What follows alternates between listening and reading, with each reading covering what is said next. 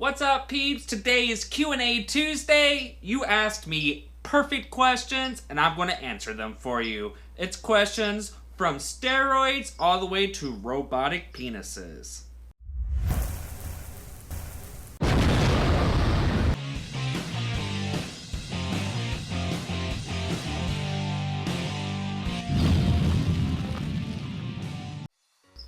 Alright, the first question comes from Victor Sambrino.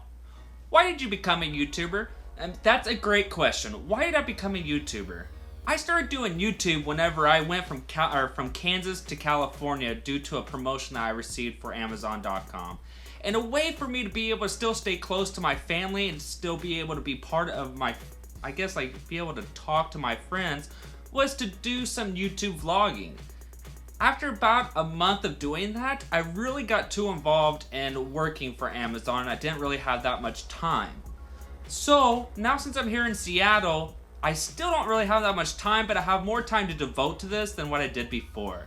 And I got business, it's Tilley Vision Studios LLC. So this is now encompassing my life. Amazon.com was used to be number one. Then on the New York Times, they came out with the article where it was taking up most of your life. It really got me thinking. Some of it was true. There was days where I was required to work 90 hours a week or 24 hours straight. And so I was like, you know what? That's not right. So I went, Television is number one, and Amazon is now number two. And what kind of content am I going to be putting on here? Daily vlogs, collabs, giveaways. The camera, it goes with me everywhere. The only place I told myself I will not record is within Amazon property. And that's just respect for them, and because I probably could get in trouble if I did. Alright, next question comes from Paul Nathan Full, and I'm going to look at my laptop for this one because it's a pretty big question. In reference to the hoverboard, finally being invented and introduced to the public, what do you believe will be the next big technological breakthrough? And do you fear robot penises will lead to a new hybrid race of human cyborgs? Also, guess on average length and girth of robot penises in 2150. Finally, the probability of cats and dogs procreating together in future or with other robots. That's a loaded question full of robotic penises. Well, okay. So let's just start from the top. So the hoverboard was introduced finally to the public. Actually, there is, if you're considering, in the arcade block or the Back to the Future block, the sci-fi block, where, they had a little hoverboard diecast model thing, that might have been introduced, but the closest thing to being hoverboard being introduced to the public is the hoverboard, which you can see in this video right here. So what do I think will be the next biggest technological breakthrough? That's a great question. You know what would be really nice is a way to be able...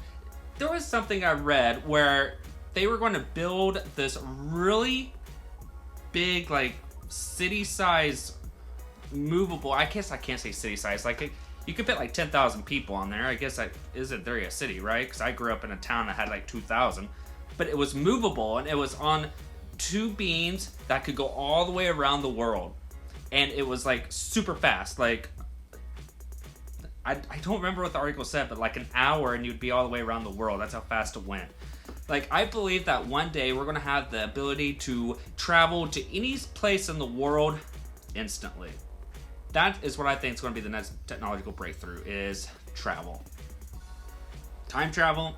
No. But just the ability to travel faster. And do you fear robot penises will lead to a new hybrid race of human cyborgs? To a new race of human cyborgs, huh? Well, if you want to talk about the Terminator, I know that Terminator was introduced in or not introduced, but was part of WWE 2K16. Man,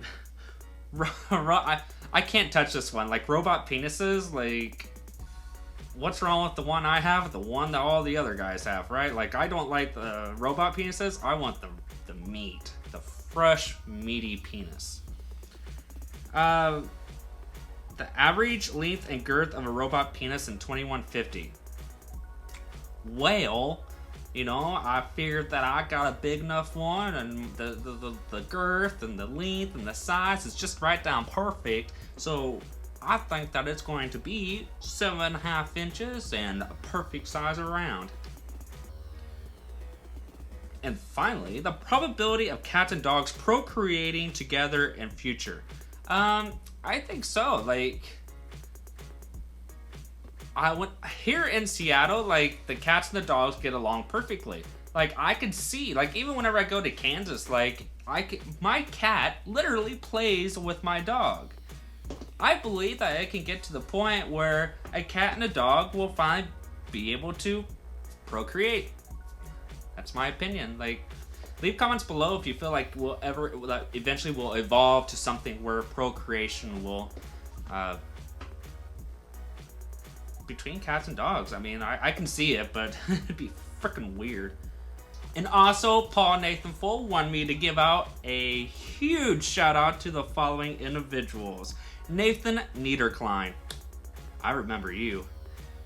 Zach Lehman. Definitely. And Zach Beasley. My brother spoke about you all the time. And the best one of all, Mr. Judge Shasso. Give a shout out to you guys. You guys rock. Next question comes from PDD. What is the highest place you ever hiked or driven to, and why? If you don't count, or I guess you said driven height. I was like, if you don't count the airplanes, but man, that's a good question. Hiked or driven? The highest place I've ever driven, I would say, is whenever I went from Tracy, California to Seattle. I had to go over the mountains. I don't know what mountains are there in the northern part of California, but it got so high where my nose started to bleed. Yeah, it just, like,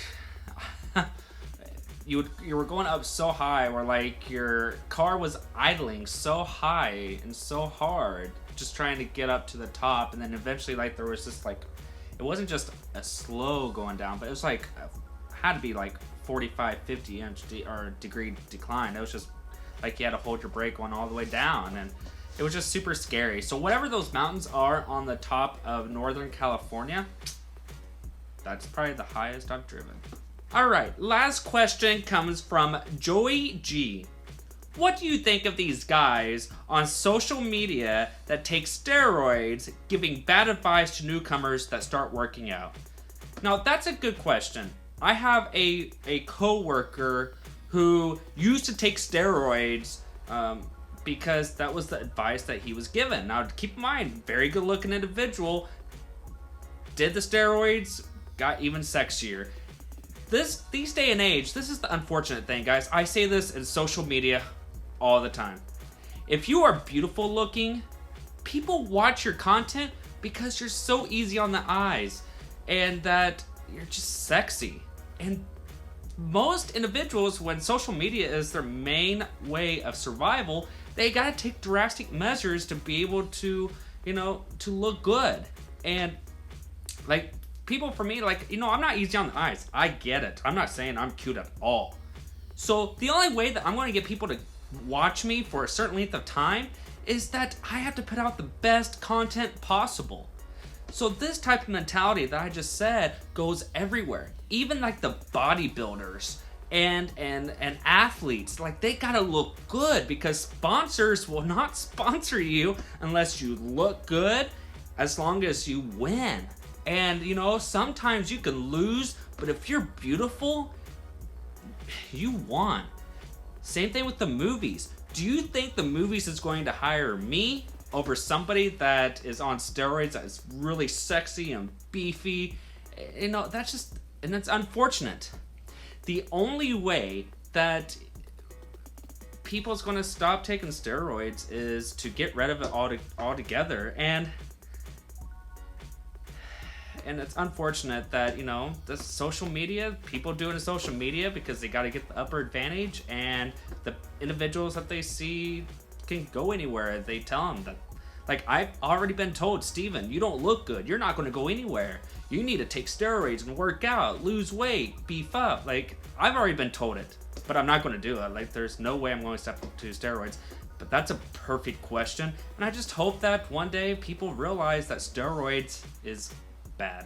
So I just also want to give out a shout out to Adrian G. You can see his channel below. He gave a shout out on going to VidCon. He's going to be at VidCon too. I hope that we can meet up. He is one of the best, like, he's one of my favorite YouTubers, and he finally commented on one of my on that video.